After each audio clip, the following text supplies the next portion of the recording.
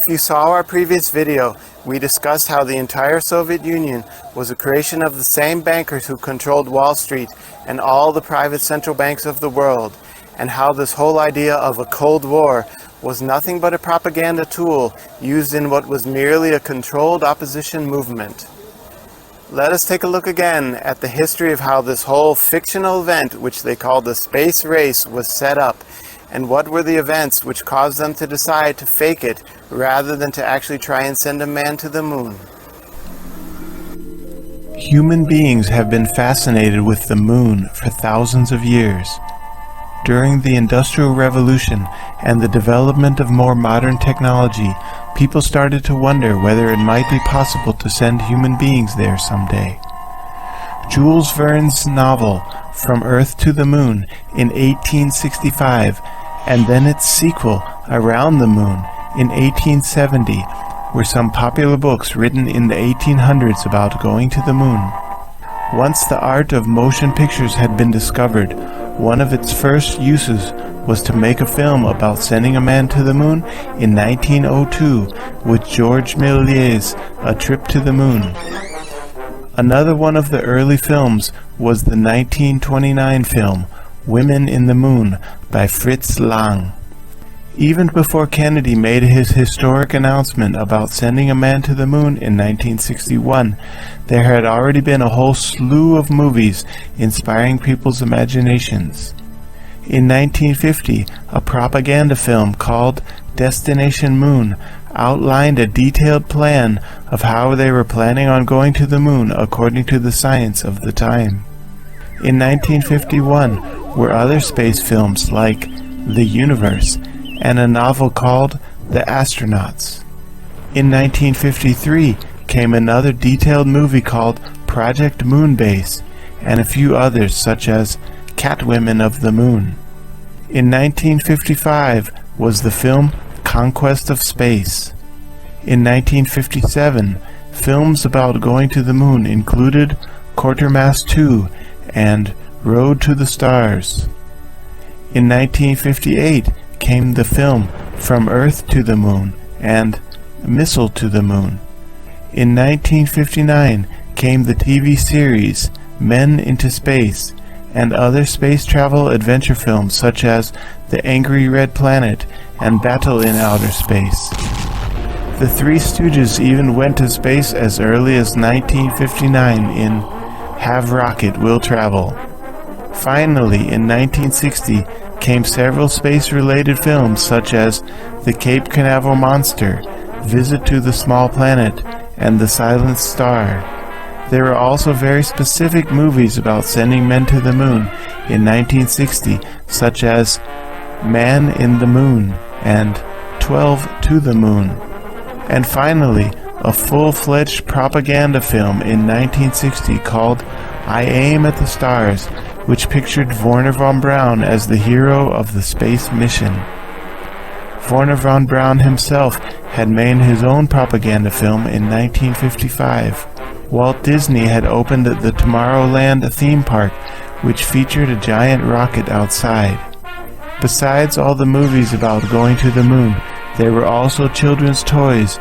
During the 1950s, many toys companies started putting out toys of astronauts and rocket ships.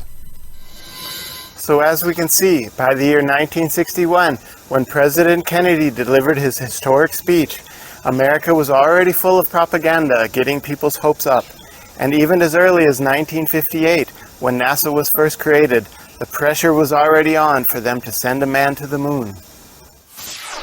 Let us take a look at the official Cold War space race version of history which we are being told. According to the official version of history, the Russians suddenly, out of nowhere, launched the Sputnik satellite on October 4th, 1957. And this event supposedly took America by surprise, as if America had no prior knowledge that the Russians were planning to do this. The more one studies history and sees how totally dependent the Soviet Union was on Western technology, the more laughable this "it took us by surprise" theory becomes. All of the technology which the Russians had for sending a satellite into space came from America, and this Sputnik program was not some sort of secret program which the Soviets were able to hide from the Americans.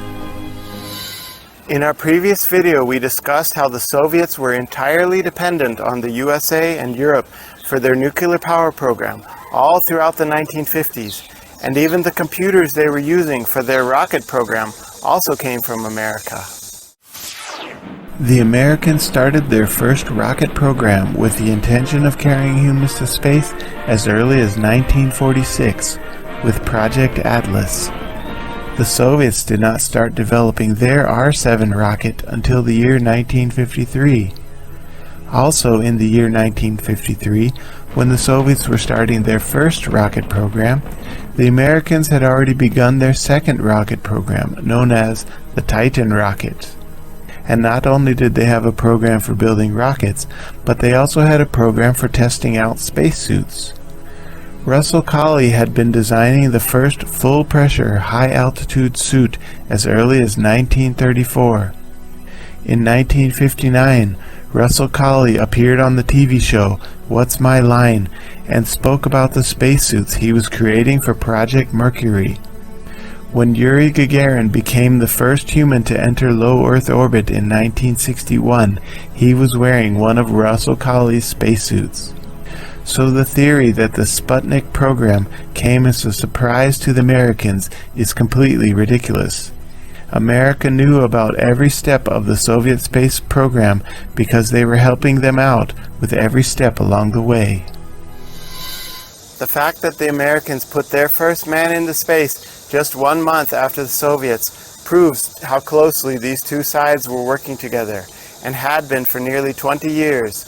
At the end of World War II, with Operation Paperclip and Operation Rasaviharii dividing the Nazi rocket scientists, some of them going to America and some of them going to the Soviet Union. In fact, America had secretly been supplying the Soviets with the technology they needed to keep up with America in their space program.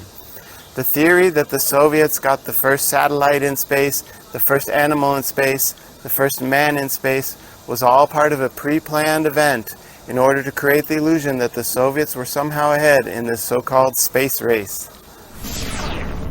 However, 20 days after Alan Shepard made his first flight into space, President Kennedy changed the stakes of the game. On May 25, 1961, President Kennedy announced to Congress about his intention to put a man on the moon, and he told NASA to start preparing a budget so that Congress could approve it. However, there was a problem with this. At the time, NASA knew absolutely nothing about the moon, yet less how to send a man there. The only thing they knew was that space is full of extremely deadly radiation and dangerous micrometeorites.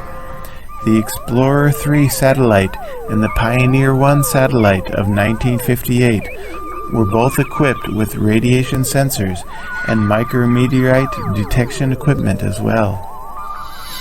So in the year 1961, just a few months after the Russians and America sent a man to space, Kennedy made his famous announcement about sending a man to the moon. But at that time there was 3 competing theories about how to do that. Let us take a look at this NASA document which describes these 3 competing theories in more detail. The heat was on.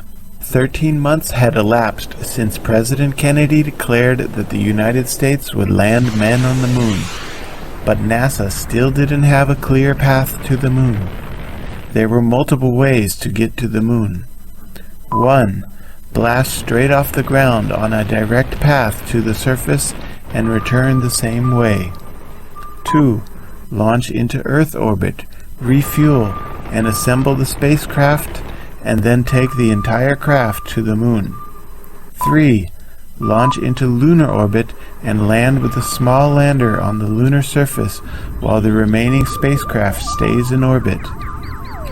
The first pass, called direct ascent, was initially the most popular option. However, it became clearer with more discussion that this option wouldn't meet the president's deadline. the 12 million pound thrust battleship-sized Nova rocket didn't exist yet, and it was sure to run over schedule. This left the other two approaches, the Earth Orbit Rendezvous, or EOR, the second favorite, and the Lunar Orbit Rendezvous, LOR, otherwise known as the Dark Horse. So as we can see, this Lunar Orbit Rendezvous plan was the least favorite of the three plans. But why was it chosen over the other ones? We need to look at these three plans in a little more detail in order to understand this fateful decision. The Lunar Orbit Rendezvous plan was first thought up in 1916 by a Russian scientist named Yuri Kondratyuk, and proposed later in 1923 by a German scientist named Hermann Oberth. However, in the year 1961, after Kennedy set the deadline, a man by the name of John Houbolt became the chief proponent of this plan. In November of '61, John Houbolt wrote a 9-page letter to the new NASA Assistant Administrator Robert C. Siemens and personally delivered it to his desk. There were many critics to this plan. For example, one of the NASA's main engineers is quoted in saying, "Houbolt has a scheme which has a 50% chance of getting a man to the moon and a 1% chance of getting him back." There were also gaping flaws in his figures, such as the weight of the ship and the amount of thrust required. But still, he pushed forward as it being the only way to reach the moon by the end of the decade. NASA's main administrator was James Webb, who was in favor of the direct ascent approach, of building a giant Nova rocket which could go to the moon, land, take off again, and come back to Earth. But Houbolt argued that this approach would take too long, as the most powerful rockets at that time had only a fraction of the size and energy required, and to develop such a large new type of rocket would not happen before the end of the decade. And then there was von Braun's Earth Orbit Rendezvous. Von Braun had long been a proponent of building a space station in Earth orbit since the early 50s. In this 1955 Disney production, von Braun is explaining why the space station would be necessary. Basically, he knew that the ship for going to the moon would be too heavy and it needed to be assembled in parts at the space station. And most importantly, the ship would not be able to hold enough fuel, so the space station would also act as a refueling stop. So here is the key point of his whole plan. The main thing he was concerned about was the deadly radiation of space. He knew that an incredible amount of energy was needed in order to protect the astronauts from this radiation. Let us listen to his actual words. Yep, that's right. His original plans included a nuclear power station installed on the ship in order to supply the energy for a radiation protection force field. Von Braun was certainly a dreamer, to say the least.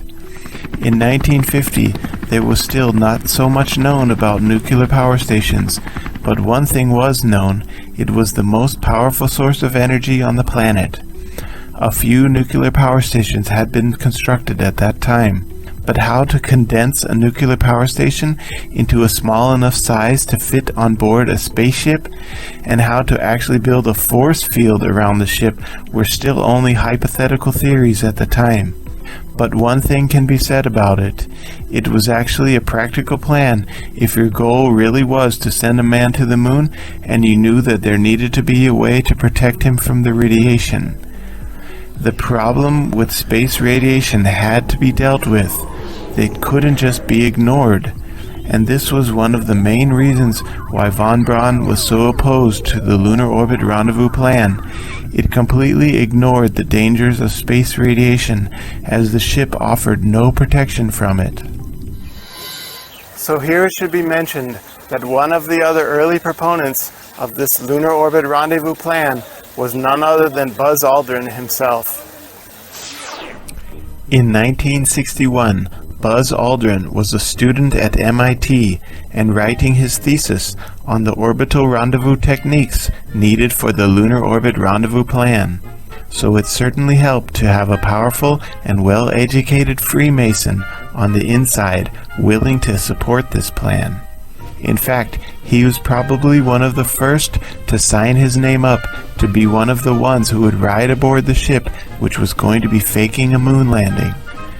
Freemasons like him were already very familiar with withholding secrets from the public.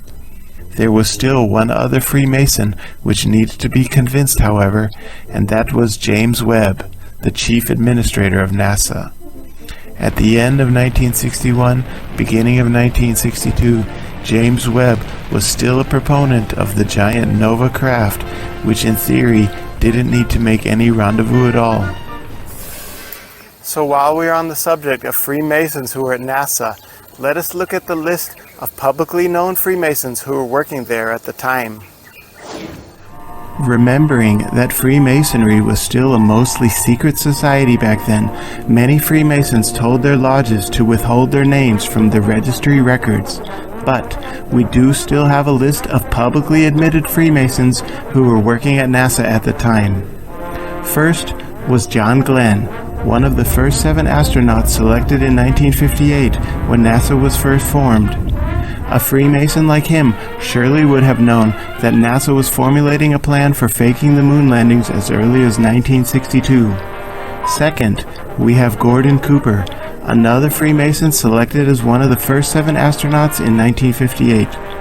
He flew on both the Mercury and Gemini projects and had even been selected to fly on a couple of the Apollo missions. And although he never personally did fly on any of the Apollo missions, he certainly was aware of the fakery going on there. Thirdly, we have Wally Schirra, another one of the first 7 astronauts selected in 1958. Wally Schirra flew on both the Mercury and Gemini missions, so certainly he would have known that the Apollo plan was to fake a moon landing. In fact, Wally Schirra was on the Apollo 7 flight where they faked docking with the Saturn SIVB rocket section. Another famous Freemason who was also aboard that famous Apollo 7 flight where they faked a docking with the Saturn SIVB, there was Don F. Isley. He was selected for astronaut training in 1963, the same year after Kennedy was assassinated. Another famous Freemason to fly on one of the Apollo missions was Thomas P. Stafford. Thomas P. Stafford was selected for astronaut training in 1962, the same year in which the decision was made to fake it. He was one of the astronauts present on Apollo 10 when they pretended to have flown to the moon and orbited it. Another famous Freemason to fly on one of the Apollo missions was Edgar Mitchell.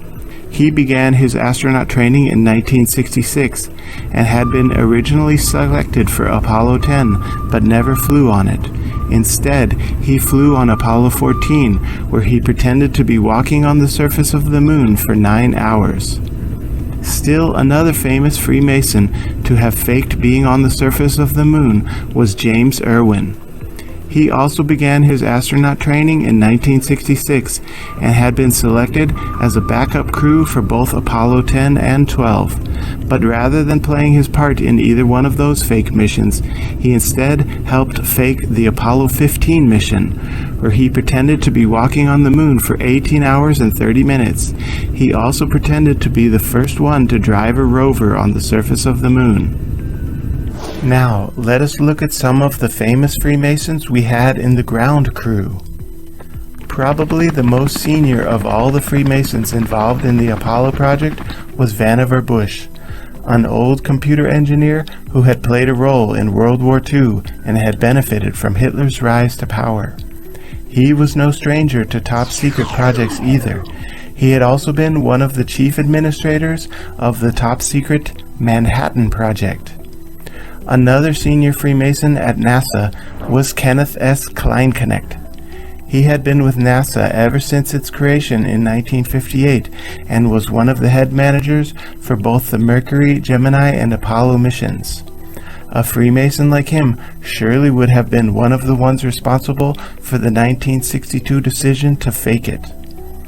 Another Freemason on the ground was Paul J. Weitz. Although he began his astronaut training in 1966 and didn't fly on any of the Apollo missions, he had been selected, however, to fly on the canceled Apollo 20 mission. But all those missions beyond Apollo 17 were destined to be canceled anyway. Those Freemasons at NASA knew that the 9 fake missions to the moon was enough, and faking any more might have put them at risk. And finally, we have Gus Grissom. Gus Grissom was one of the first 7 military pilots selected in 1958 for astronaut training. Being that he was also a Freemason, he surely would have been in on the plan of faking a moon landing when the idea was concocted in 1962. He had already flown on 2 Mercury missions when he was selected for the first Apollo 1. His famous last words were, "How are we going to get to the moon when we can't even talk between 2 towers?" Many people consider this as a type of whistleblowing which cost him his life. That and his famous protest of placing a lemon on the door of the Apollo craft. And although he never officially blew the whistle on the fact that the Apollo missions were going to be a hoax, he certainly knew about their plans of faking it from the beginning, and the fact that he made subtle hints about potentially blowing the whistle, it certainly made him a liability to the project. So as we can see, there was James Webb and Buzz Aldrin and at least 12 other publicly admitted Freemasons working for NASA during the Apollo program. And these were just the publicly admitted Freemasons. There was probably dozens of other Freemasons there who didn't want to publicly admit it. But there's still one other name we need to add to this list. One other famous publicly admitted Freemason who also knew about NASA's plans for faking the moon landing. And here he is, Lyndon Baines Johnson, the same Freemason who happily stepped into office once Kennedy had been assassinated. In fact, it was also in 1963 that NASA became very public about their lunar orbit rendezvous plan and started releasing propaganda films to the American people. Here is a photo of Freemason LBJ with Freemason astronaut Wally Schirra from 1964. And here is another photo from 1965 with Freemason LBJ and Freemason James Webb discussing the lunar orbit rendezvous plan and how the hoax was going to be pulled off. But Lyndon Baines Johnson wasn't the only president who was in on the hoax. Nixon had to have known that it was going to be a hoax as well. But while LBJ was a very public and outspoken Freemason, Nixon didn't want to admit it publicly. However, here in this Freemasonic document we have our proof. In the year 1957, while Nixon was still Vice President, he visited the Masonic Temple of Alexandria, Virginia, and helped to dedicate the new Knights Templar room. If he would not have been a Freemason himself, he would not have been invited by them to help dedicate one of their most sacred monuments. So not only had these Freemasons created plans for the Vietnam War while LBJ was in office, but they also had known that Nixon was going to be the president after him while the moon landings were going to be faked. At last we have a photo from LBJ's last historic visit to NASA in 1968.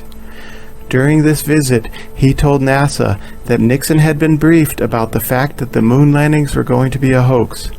Now that all was secured, in 1968, LBJ announced that he wouldn't run for candidacy anymore, and Nixon announced that he would run for candidacy.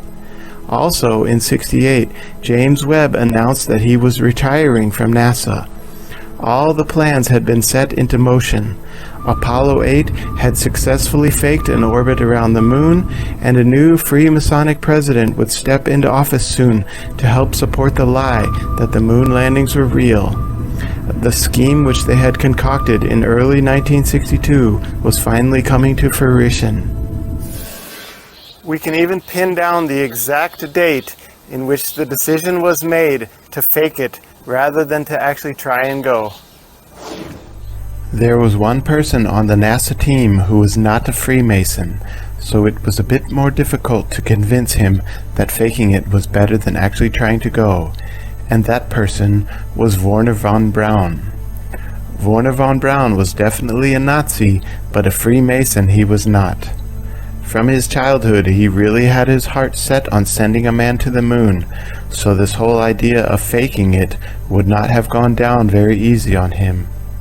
He was the last man at NASA which needed to be convinced that faking it was the thing to do, and this NASA document shows the exact date in which he caved into the idea. But that changed on June 7th, 1962. For 6 hours, Marshall representatives presented their argument for using the EOR, or Earth Orbit Rendezvous approach. At the end of the day-long meeting, and after months of steadfastness, von Braun stood up and read from a sheet of paper he had been scribbling on over the course of the day. We at the Marshall Space Flight Center readily admit that when first exposed to the proposal of the lunar orbit rendezvous mode, we were a bit skeptical, particularly of the aspect of having the astronauts execute a complicated rendezvous maneuver at a distance of 240,000 miles from the Earth, where any rescue possibility appeared remote. However, we have spent a great deal of time and effort studying the three modes, and we have come to the conclusion that this particular disadvantage is far outweighed by its advantages. So that was it. On June 7th, 1962, von Braun finally caved into the idea of faking it rather than actually trying to go. After all, his life and career rested upon NASA. In the year 1960, the movie called I Aim at the Stars came out in movie theaters all over America, and this movie showed clearly about von Braun's history with the Nazi Party. From that time, the press started getting on him about that point. There are press interviews with him from the early 60s where the interviewer would ask him specific questions about his Nazi past. Von Braun had been trained to answer these questions in a typical manner which would display his American patriotism. And although he truly did have his heart set upon sending a man to the moon, if he would have refused to play along with these Freemasons' plans of faking it, NASA could have easily withdrawn their support for the theory that he was a great American nationalist, and the media would have torn him apart as a Nazi sympathizer. So as we can see, it was on June 7th, 1962, from the moment von Braun finally caved in, that all at NASA were on board with the plan of faking it. Getting Kennedy out of the picture is an event we can certainly pin down to an exact date. Everyone remembers that tragic day on November 22nd, 1963, when Kennedy was assassinated right there in Dealey Plaza in cold blood. There were several reasons why the powers that be wanted Kennedy out of the picture. First of all, he was not willing to step up the American troops in Vietnam. This was one of the bankers' main objectives. Secondly, he would have never been okay with a bunch of Freemasons planning to lie to the American public about sending a man to the moon. Thirdly, he was pretty much against Freemasons and secret societies anyway. Most people are familiar with the speech he gave in 1961 about the dangers of secret societies and secret proceedings. The Freemasons at NASA probably never forgave him for delivering such a speech. And last but not least, in fact, the most important reason why the bankers wanted to get Kennedy out of the picture, his Executive Order 11110 to print debt-free, silver-backed certificates was a direct threat to the private central bank. The same thing which Lincoln tried to do with his greenbacks just before he was assassinated. And the Freemason Lyndon Baines Johnson was happy to take over the role of presidency, giving the bankers their Vietnam War and giving NASA the green light to go ahead and fake the moon landings. But the second obstacle was that NASA needed to have the actual technology to send a craft to the moon and bring rocks back in order to convince the public that those rocks had been brought back by human beings. In 1962, NASA was having major problems with their space probes. In January of 1962, the Ranger 3 probe was launched towards the moon, but the guidance and control systems for both the probe and the rocket failed, and it completely missed the moon. In April of 1962, the Ranger 4 rocket did a good job, but the probe malfunctioned, and only the seismometer packet functioned all the way down to lunar impact. In October of 1962, the Ranger 5, both the probe and the rocket navigation systems failed, and the probe completely missed the moon. Starting in 1963, they began investigating why they were having so many failures, and it was discovered that the gold plating on the diodes was flaking due to the conditions of space. By January of 1964, NASA had finally created a new diode which wouldn't have this problem, and by Ranger 6, both the rocket and the probe functioned well all the way down to the surface of the moon. On Ranger 6, they did have a problem with the camera providing live video feed, but by Ranger 7 in 1964, that problem was solved, and they were able to send live video feed from the probe all the way down until surface impact. From that point, they knew it was only a matter of time before they could make soft landings on the moon and even bring rocks back from the moon using unmanned crafts. But there was still one last piece of the puzzle. The Russians had to be brought on board with the idea of NASA faking a moon landing. In June of 1963, while NASA was busy fixing their diode problems, a historic treaty was signed between the Soviet Union and the US, known as the Hotline Treaty. Both countries agreed to run a transatlantic cable which could connect the Kremlin directly to the Pentagon over a secure phone line. By early '64, the same time as NASA had solved their diode problems, this hotline was finally laid down, and President LBJ could hold secret meetings with the Kremlin anytime he wanted. However, there was one problem in the Soviet Union which was standing in the way.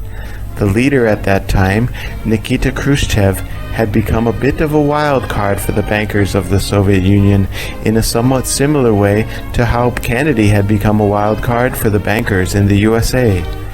Nikita Khrushchev had been meeting with Kennedy, and these two had been discussing plans for reducing Cold War tensions, and that was exactly opposite from what the bankers wanted.